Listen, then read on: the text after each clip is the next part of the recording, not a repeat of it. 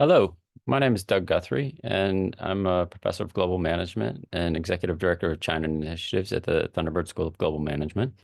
I'm also the co-founder and chairman of On Global Leadership.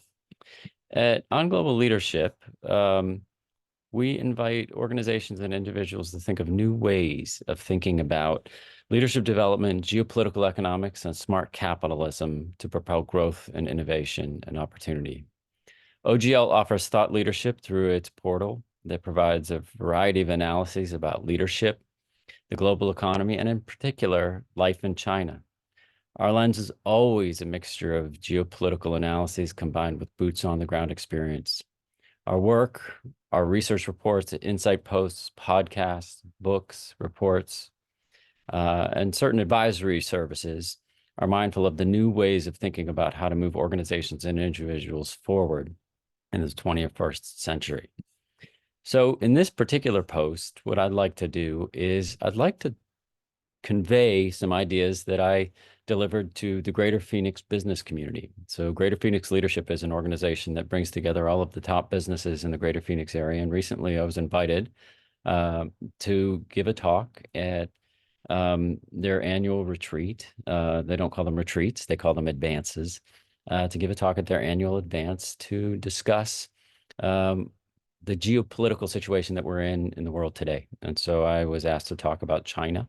The title of the talk is The Rise of China with Opportunities for the United States with Focus on Greater Phoenix. And so I prepared that talk and was paired with another individual who was there to talk about domestic politics. And so we sat through the meeting and were asked to the stage to give our talk. And so I thought I would, while that talk was a private discussion, so it wasn't filmed that we could produce the link directly for OGL, I thought I would convey the ideas that I gave in that discussion and post them here on our site. So allow me to share my screen and let's dive into what we're talking about in this discussion. So here we are. And let me dive into this conversation. So on global leadership, China's rise and opportunities for economic development in the United States with focus on Greater Phoenix. Again, I'm Doug Guthrie, and happy to be here with you and convey some of these ideas. Um, First, I'd like to just start out with, for me, some of you who have watched me before and been following on global leadership, you may know this, but for those who are new to our discussions and environment, let me just say a few words about myself. I grew up starting at about 18 years old. I developed an obsession with China. I took my first Chinese language course as a sophomore at the University of Chicago. And I fell in love with the language. And that happened to be the time of the Tiananmen uprising. And I just was captivated by Chinese language, literature, and history, but also with the economic development that was occurring there. And I really wanted to develop a way of thinking about what we were doing in the world today and what the economic development opportunities were. And the Tiananmen movement happened in the spring of 1989, and I was just captivated. I was there watching kids my own age staring down tanks, fighting for democracy.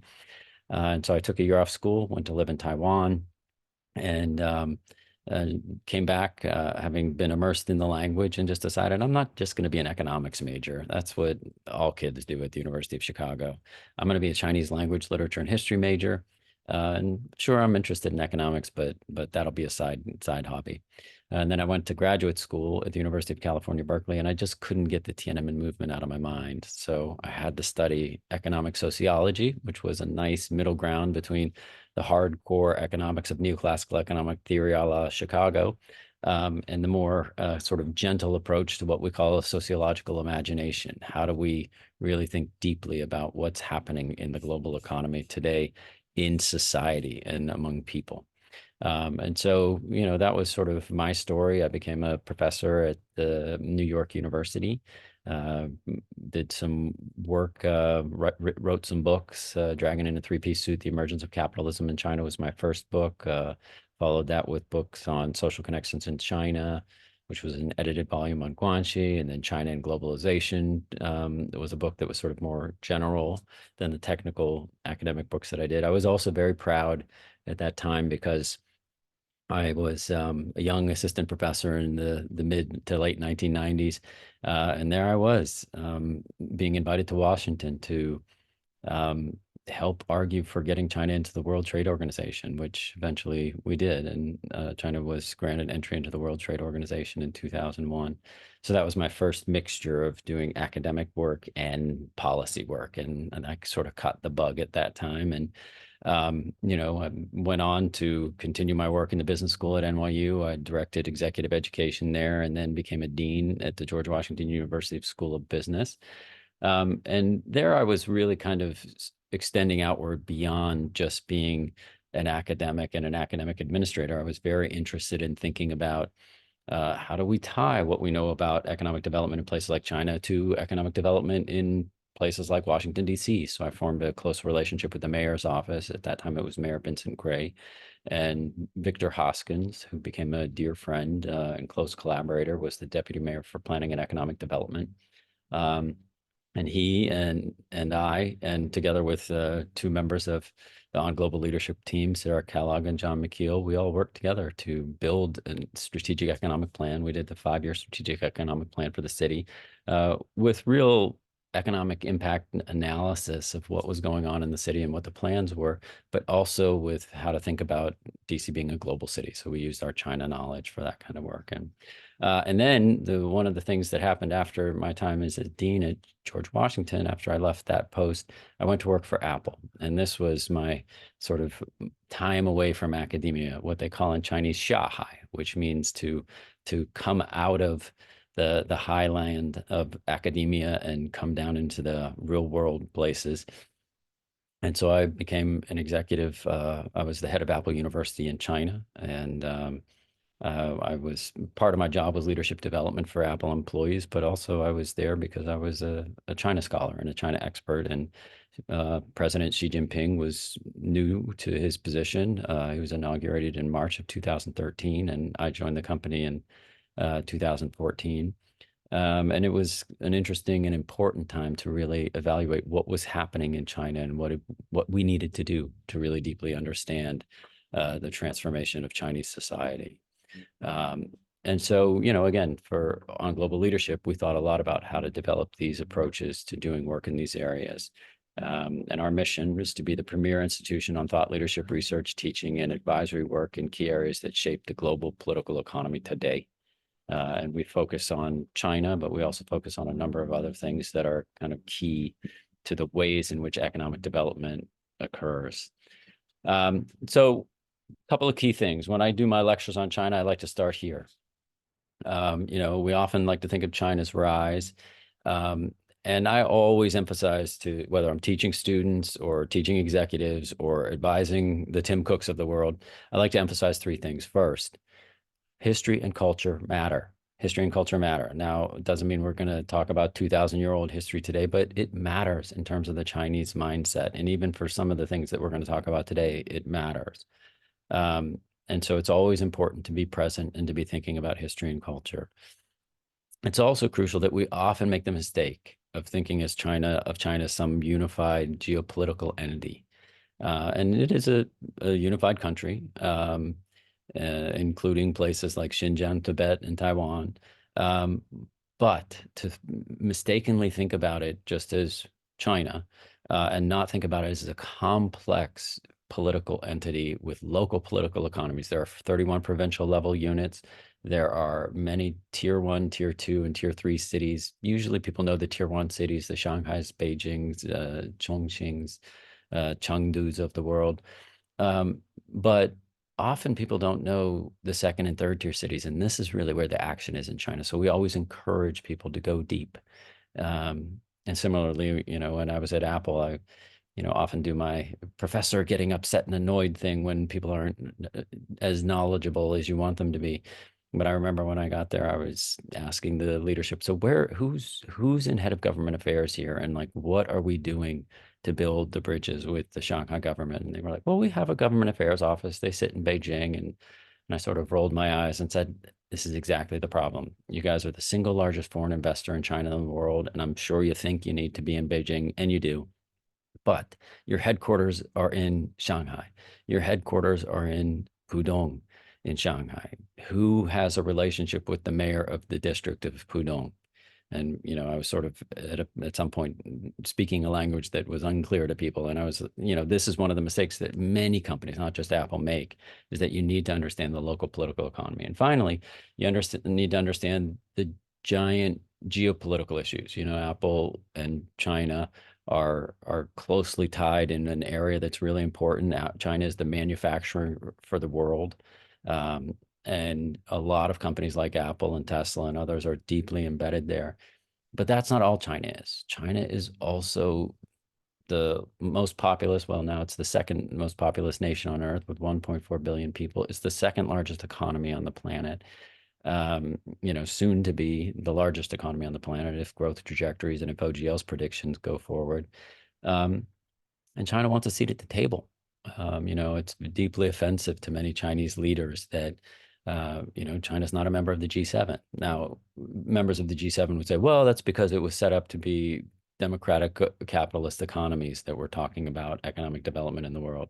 Well, we know that's not true because Russia was let into the G7 and it was transformed into the G8 in 2008. Now, Russia was kicked out in 2014 because of the invasion of Crimea, but to China and to Chinese leaders like Xi Jinping, it's deeply offensive that they are relegated to what I often refer to as the kids' table, the G20.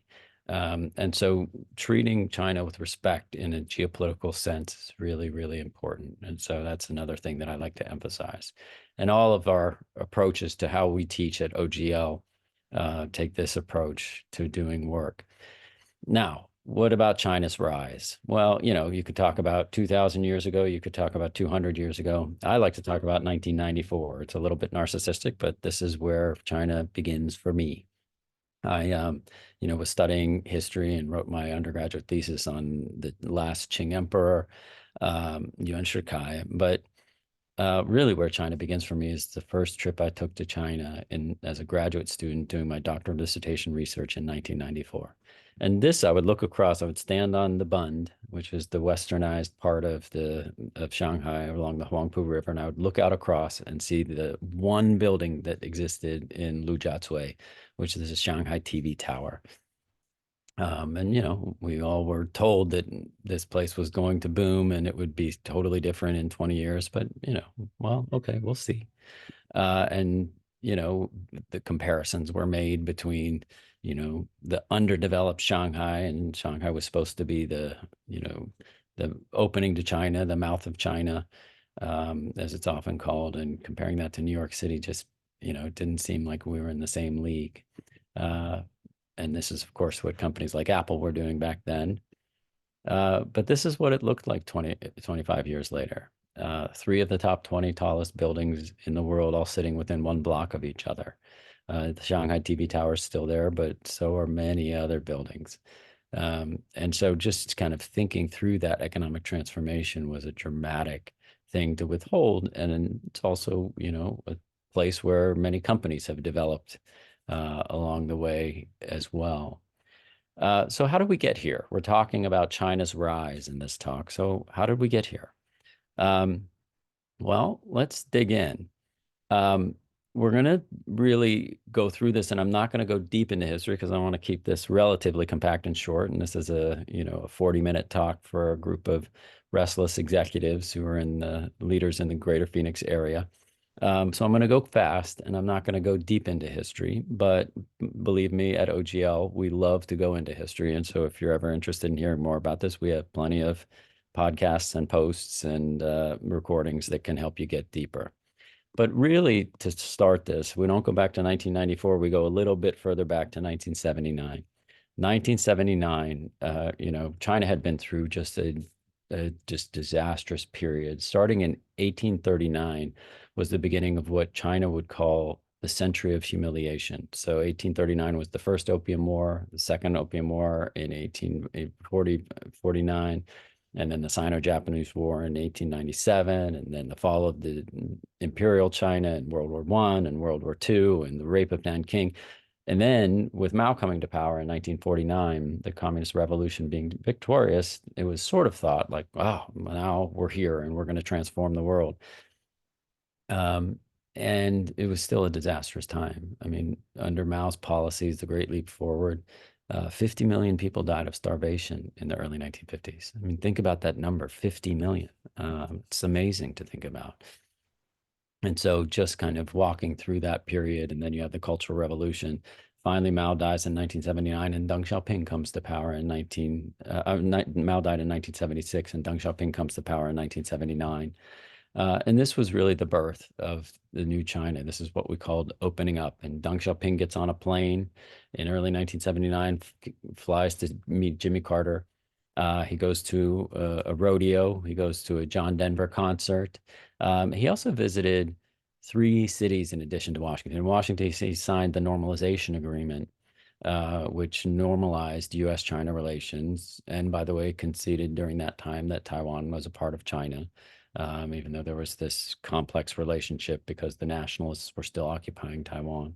But he went to three different cities, which I always think is interesting to think about just how far ahead this young leader who was raised in communism was thinking.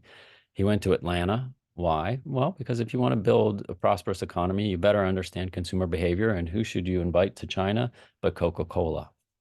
Why did he go to Seattle?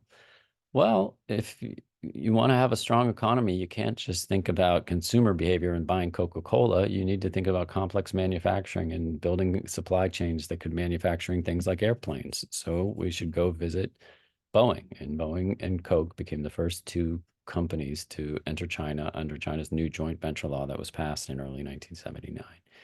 Um, and then why Houston? Well, let's dream big. We're not just going to be selling Coke and building airplanes. We're going to be launching rockets. We're going to be going up into space. Um, and so, this was a really big time for China to begin the economic reforms and to dream big.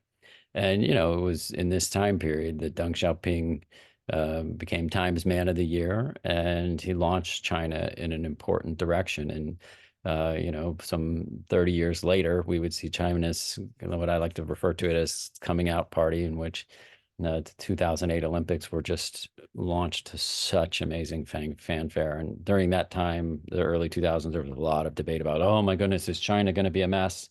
Is it going to work? And, maybe we should pull the Olympics and put them somewhere else. And China did fine. I mean, it was an amazing event. It was very Chinese. Initially, they had Steven Spielberg there to be the director of the event. And they decided, no, we shouldn't do that. We should have a Chinese director. So they hired Zhang Yimou, who was the director of my favorite Chinese movie, To Live. And he came and just gave a beautiful show. Now, how did we get here economically, where we are today? I like to think of China's economic development is divided into epochs that are loosely tied to the leaders. Under Deng Xiaoping, the 1980s, we saw just the opening of China. China needed cash to flow in. It had 800 million people living in abject poverty, and we needed to put those people to work, and it was cheap labor for the world. And so China began to see resources pour in and began to see an influence of foreign investment pouring in that would transform China. Um, we would also see a localization during this time period. And then in addition to really kind of thinking through the different periods, we have the 1990s under Zhu Rongji and Jiang Zemin. And Zhu Rongji and Jiang Zemin were very much attracting foreign investment for economic development that would require companies to develop a capitalist approach to the economic development period. And we would see in this time period a lot of joint ventures and a lot of technology transfer. And then under China enters the WTO in 2001, it becomes illegal to have a quid pro quo for market access. And then under Hu Jintao and Wen Jiabao, things would become much more open. That's actually when Apple entered China, by the way. And then President Xi comes to power in 2013, and it was very clear from the beginning that there was a different mindset that was going to be struck. And so even though China can't go back to having a quid pro quo for market access, they've been very aggressive at forcing companies that want to operate in China to step up and be very clearly tied to partnering with China, to giving China what it wanted and what it needed. Now, it's important not to just think of these things in macro level issues. There are local level issues too. And again, we all know the Shanghais and the Nanjings of the world. But back then, who knew what Suzhou was? Well, there's a famous Chinese phrase that, Suzhou and Hangzhou are just below heaven and earth. But Suzhou was the end of the Silk Road under Marco Polo. And so it was a little bit famous during that time, but it was a little town. It's a second, third tier city. But Shanghai was getting so expensive in the 1990s that they hired some people from Singapore to come and develop something called the Suzhou Industrial Park. And it became a fascinating place to really think about local economic development. And this is something that OGL specializes in. We always try to take business leaders and politicians much deeper inside of China than just thinking about the Shanghais, Beijings, and Shenzhens of the world. You need to go deep, and you need to know places like Suzhou. And then, of course, China entered the WTO in 2001. And then again, we see Xi Jinping. We see the development of China into a new era in which, even though China was in the WTO and even though it was the second largest economy in the world, there was going to be a much more aggressive stance about China tacking towards becoming the largest economy in the world, but also tacking away from its dependence on just the United States or just the West. And so we see things like Xi's reinvigoration. The Belt and Road Initiative was initially announced in 2008, but under Xi Jinping, it was re-announced. And then anti-corruption campaigns were fostered and put in place in 2013. And then a bunch of new laws were passed that become a very big part of the work that I do. Now, just to go back to my own work, again, Apple enters China in 2001. And this was the time that China had just entered the WTO, and so it was sort of open market, and you didn't have to have joint ventures to operate in China.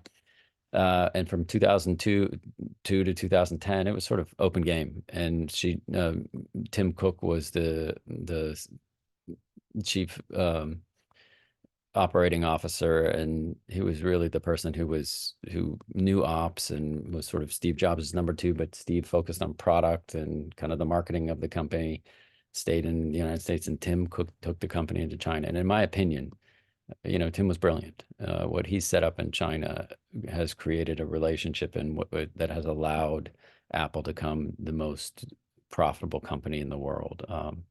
And this new vision kind of continued on until 2013, 2014. But in 2013, it's interrupted by Xi Jinping coming to power, and things really changed. And that was the time that I joined Apple. And, I spent a lot of time working with the executives and talking about Apple in China and developing an understanding of why it was that Apple was so successful. And again, most people think it's because we make the best products in the world. Even Apple executives will say that to you, but it's not. It's because here's my favorite statistic about Apple. Apple controls about 30% of the smartphone market share in the world, yet they take about 93% of the profit in this market segment. Why? How can that be? Well, the reason is because Apple is so engaged with transformative passing of tacit knowledge to their suppliers. And Apple doesn't work with just one supplier. People think like, oh, Foxconn just built a plant in Chennai that now they can make iPhones in Chennai. Foxconn's just final assembly. But what was really happening with China was Apple was working with about 1,600 suppliers. They would all compete against each other for Apple's attention.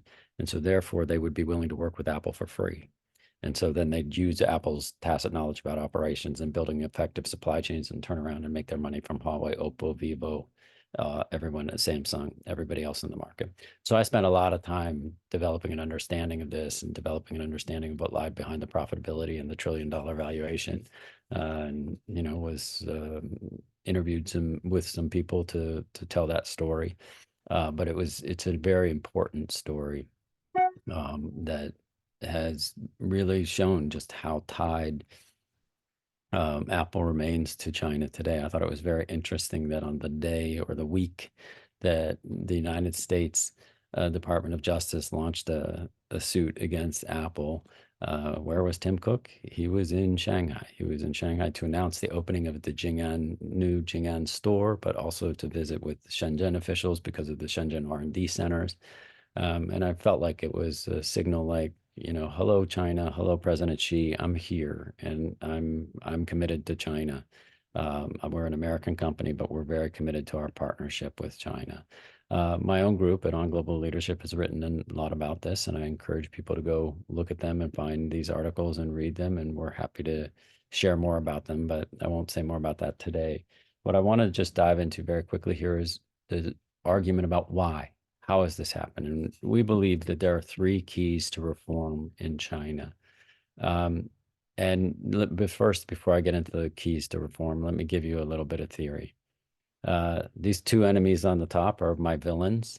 They're Jeffrey Sachs and Janos Kornai. I talk about them because I'm a big believer that neoclassical economic theory, which is the theory that came out of the University of Chicago, it's just bankrupt. It's a theory that basically argues that markets are the most efficient way of defining economic development, and states should just get out of the way, privatize everything, and let the market do its magic.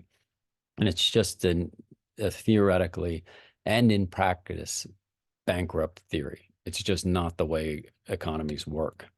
My two heroes on the bottom are uh, my advisor, who's on the right. His name is Neil Flickstein, and I think he's one of the greatest minds in academia today. He was a real progenitor behind his mentor, Harrison White, of the field of economic sociology. And just a brilliant, brilliant mind in terms of thinking about how we understand markets and economic development. And he was one of my mentors at the University of California, Berkeley. And then another inspiration for me is an individual named Andy Walder, who brilliant mind and just a China scholar and China specialist, more of a political sociologist than an economic sociologist. But he wrote a brilliant article in 1995 when I was working on my doctoral dissertation, which was called Local Governments as Industrial Firms. And he had an insight that was so transformative for how we understood what China was doing, that it became the inspiration for all of my work for years to follow. So the key point here is Sachs and Kornai argued when they were transforming the Soviet bloc and China was going through its economic transformation that everybody should just privatize everything, let the market do its magic. And the former Soviet bloc and Russia followed that advice, and it was a disaster. It was just an economic disaster. China said, no, we're not doing that. What we're going to do is we are going to move forward with just a gradual approach to transformation. And we're going to build what Walder and Flickstein would call a political culture built around local innovation and local governments as industrial firms. So these two guys, Sachs and Kornai, free markets, shock therapy, neoclassical economic theory. China rejected these instead to focus on first, pragmatism. Deng Xiaoping was famous for saying, it doesn't matter if a cat is black or white. What matters is it catches mice. If it catches mice, it's a good cat. Now you might think, why is a leader of China talking about cats and mice? He's not actually talking about cats and mice. He's talking about communism and capitalism. And this is, I think, a remarkable story because, he came to power in a dangerous time, and he was worried that Mao's followers might come grab him and dethrone him if he wasn't careful. But he was basically saying, I don't care about communism or capitalism. What I care about is economic development and putting food in the stomachs of a population of starving people. And so I don't care if it's communism or capitalism, as long as we can catch mice, have economic development and food, it's a system that works for me. So pragmatism. China has also been fundamentally tied to economic development through gradualism. This is another famous Deng Xiaoping saying, 摸着石头过河. So we know on the other end of the riverbank is a successful economy. And we're not sure how we're going to get there. So neoclassical economic theory that says rapid privatization, I don't care. What we're going to do is we're going to move slowly. We're going to tap on this block and this stone and see if it's stable. And then we're going to continue to move forward from there. So gradualism allowed for stability during transitions and experimentation with new institutional forms that were often hidden. And finally, most importantly, China is very decentralized. We often think of these one-party authoritarian systems that are fundamentally tied to a centralized party in Beijing. Not true. That is not what happens in China. Again, I've mentioned this earlier in my slides, but China is a very decentralized system with 31 provincial level units, many tier one, tier two, and tier three cities. Again, most people know about Shanghai and Shenzhen. Very few people know the cities Changzhou and Zhenjiang. Changzhou, if you want to know where the heart of renewable energy and the heart of EV battery technology is, it's in Changzhou, right? So go inland a little bit to Jiangsu province and see what's there. And again, my team really focuses on tier two and tier three cities and how these cities have they've put control in the hands of local officials who were budget constrained, and competition emerged, and a political culture of innovation emerged. And so here we have Walder and Flickstein, local governments as industrial firms, and a political cultural approach to institution building. Neil's book, which is one of the big inspirations in my intellectual work, is called The Architecture of Markets. This book came out, I think, in 2001, but it was what Neil called an economic sociology of 21st century capitalist economies. Recommend it to everybody. But here again, like this is a period in which Xi Jinping was emerging as the most powerful leader since Mao. And there were more and more discussions that used party and Xi Jinping and core thinking. And it was a little bit scary and a little bit dangerous to many people. And here again, we also see the pivot away. Again, the Belt and Road Initiative was officially passed in 2008 or announced in 2008, but under Xi Jinping, it became a much bigger emphasis on pivoting away from dependence on the West. And we see predictions that China's economy, according to China, is going to be the largest economy in the world by 2035. Our OGL team thinks that's right. We'd probably think it's not at the 2027, 28, but we think probably by 2035, it's going to be there. And we have done a lot of research to back that position up. And we see central government guidance and local innovation. And here again, a political culture approach to innovative development. Now, China is often viewed as the Sanjai, the mountain fortress, just copying technology. And sure, there are lots of cases where technology is copied. This one story is always funny to me because, when I got to Apple, I fought hard for Apple. Apple always had their phones would say iPhone, designed by Apple in California, assembled in China, because they didn't want to say made in China. They wanted to emphasize that the smart product people were in California. But, to me and to a lot of Chinese people I knew, this was really offensive. Like essentially this was made like, we can design really good things in America and they're not made in China. They're just assembled in China. And so I fought for about a year and eventually, the executive team agreed with me and they took that off the phone. And we started seeing these phones that were still like this. And I went back to the executive team and back to some people and said, what's going on? I thought we took this off the phone. And they would say, we did.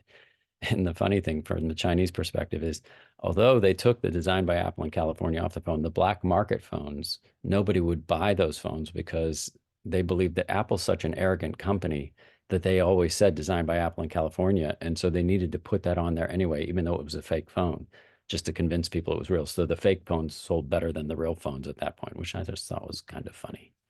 But again, we see so many innovative things happening, the Shenzhen Electronics Group, and so imitation happens, but then so does scaling and refining and innovating. And so, here we see like these knockoff phones, and on the other end of the spectrum, we see a country that's leading the world in renewable energy and in solar panels and in so many different areas and ways. And so it's really a dramatic period.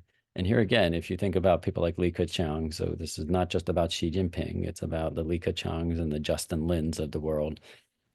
They've been talking about things like entrepreneurship and innovation for more than a decade. And this is really important to China because this isn't just a deep, cheap labor pool. This is a place where the best innovations are happening in the world. And so it's beyond Shanghai to B2C services. We see the just dramatic transformation of the bike share industry. It all happened in China. The apps for riding scans, bike share and car share, Lyft and Uber, they had their inspiration in China. And so Shanghai is China's not a copycat economy. It's beyond from copying to creating their own.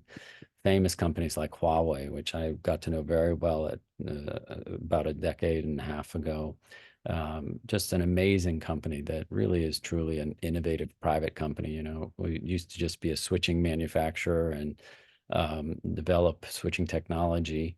But it was such an amazing thing to see the story of both with Face ID. Huawei came out with Face ID very quickly when Apple had come out with this, and Apple thought it was protecting that intellectual property so extremely, but Huawei figured it out. They had a different algorithm. It wasn't a hardware solution; it was a software solution, but it worked.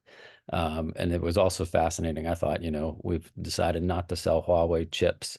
And, probably we've pushed that company to be innovative because they've figured out their own chip manufacturing technology. And of course, they announced the launch of the Mate 60 Pro on the day that Gino Raimondo got to China, which my team and I thought was a very interesting statement about how they feel about things. And then we see companies like Xiaomi. Xiaomi is a really interesting company because, again, it's often viewed as a knockoff brand. Their phones can't compete with Apple phones. But, Apple had a product called Titan, which was supposed to be the Apple Car, and it was supposed to link with the Apple phone and all of those things. But Xiaomi is the one that's coming out with the car before Apple is. And so we see a lot of different products that are moving across segments and sectors. And China leads the world in things like solar tech. And so it's a really interesting and fascinating. These are big projects, things like big innovation projects like the Shanghai Institute of Microsystems and Information Technology. Fascinating developments in terms of the innovation that's happening in China. And you can see this across the board. And again, my group, we do research on different cities, and we've written about Hangzhou as a smart city, Zhengzhou, the story of economic development, the Suzhou Industrial Park. And we encourage you to go look at the work that we're doing in those areas. We also believe that the future is about collaborative innovation. We think a Cold War, an economic Cold War, is not going to be helpful to anybody. And so what we want to see is continue to develop economic ties. And this brings us back to Phoenix. I think Phoenix is in a fascinating place to be the center of economic development in U.S.-China relations. Phoenix is a fascinating place. Uh, the rise of Phoenix over the last decade, Phoenix was sort of a sleepy desert town a decade or so ago, and now it's the fastest growing city in America, the fifth largest economy in America, the fifth largest city demographically. Arizona State has become, in my opinion, one of the most important universities and most important innovative universities in the world. Michael Crow is, in my opinion, the most important university president in the world right now. And so it's just a fascinating place. And because TSMC has has committed to coming to the Phoenix area, it creates a very interesting ground zero for U.S.-China relations and very important things like fab sites and the building of a manufacturing supply chain and how that conversation is going to play out. And here again, I would like to just emphasize, my group has done economic development strategy. We did a deep 5-year economic development strategic plan for the District of Columbia, and we rolled that out. And about 5 years into it, we rolled it out in 2012, and looking into it in 2018, the numbers were all great. And so of course, people like Deputy Mayor for Planning and Economic Development, Victor Hoskins, were really to be credited much more than we were, but we were there for the discussion and for the analysis, and we're very proud of that work. But we want to continue to do that kind of work, and we want to do it now for Phoenix. And the building of these fab sites and the thinking about U.S.-China relations is critical. And it makes Phoenix the center of a conversation that's really, really important right now. And the final thing that I'll say is it's important to take that position and not just be a position of economic development, but be in a position of geopolitical conversations. So, when San Francisco hosted the APEC meetings, it was very important that President Xi got on a plane and flew to San Francisco and met with President Biden. And it made APEC and San Francisco the center of that conversation. And we believe that should happen with Phoenix too. What does it mean that TSMC is there? And what does it mean that some people are saying it's a hedge against China? We think it should be an open door for conversation. But here again, we would argue that this isn't just about a city in the desert. This is about Phoenix as a center of geopolitical conversation and the center point of really important discussions in the world. And we think sister city relationships, Phoenix's sister cities with Chengdu, um, uh, Tempe's sister city is with Zhenjiang, and we've been developing work in our company with those kinds of relationships. ASU is there. The Thunderbird School of Global Management is there. I have in the bottom left a picture of Justin Lin because he's an old friend of mine. And when I was working for Apple and we were having some problems, I thought I'll call my friend Justin. I got to know him when I was the dean at George Washington University, and he came to give some speeches for me. And I thought he was just a brilliant economist. Um, Justin's famous because he's this story. His name is Lin Fu, and he has a famous story of having jumped in after he graduated from high school and did his army term in Taiwan. He jumped in the Taiwan Strait and swam across because he wanted to be in his homeland. He wanted to be in China, and he got out and was in China, and he went to study at Tsinghua University and became a brilliant economist, and eventually rose to being the chief economist of the World Bank.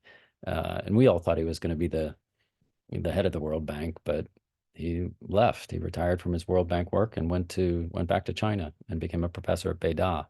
And so I was trying to figure out what to do with Apple's situation in China because I was getting more and more worried. And so I thought I'll call my old friend Justin. And so I emailed him and went to see him. And amazingly, Justin said, "Well, Doug, I appreciate you and I trust you and I appreciate your work. And in my meeting with President Xi tomorrow, I'll bring this up." And I said, "Wait, what?"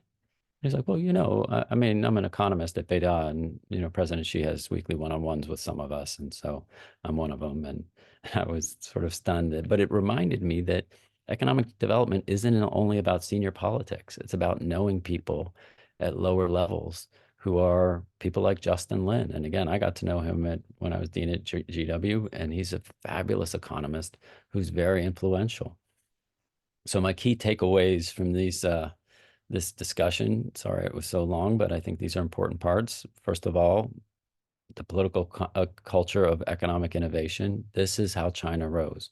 China didn't rise because of rapid privatization, and it didn't rise because it's still a centrally planned economy. It does have 5-year plans that come out of Beijing, but those 5-year plans really are driven by local innovation, local governments as industrial firms. The third point is I want to remind people that Phoenix should be the center of U.S.-China relations right now. It is a fascinating moment for this city. And it's a wonderful moment to really think deeply, not just about how do we make money and how do we attract investment in EB-5 money or H-1B visas, but instead, how do we learn from China and grow together? And how do we further build sister city relationships? How do we coordinate closely with ASU and China? ASU is the 5th university in the world to gain independent degree granting status in China. And this is a really interesting time for thinking about just how important these relationships are in terms of economic development, but also intellectually. How do we formalize trade relations with China, engage with the Arizona Commerce Authority? And then let's go a step below. Let's invite people like Justin Lin to Phoenix and think about what those relationships might mean, because those are how you foster deep intellectual and economic development relationships. So let me stop there. And I want to thank you all for listening, and hopefully this was useful. And we'll look forward to the next time that we might engage with you about topics that are really near and dear to our heart, which are about economic development in China and the ways in which U.S.-China relations play a key role in thinking through the geopolitical landscape. So thank you very much, and more soon.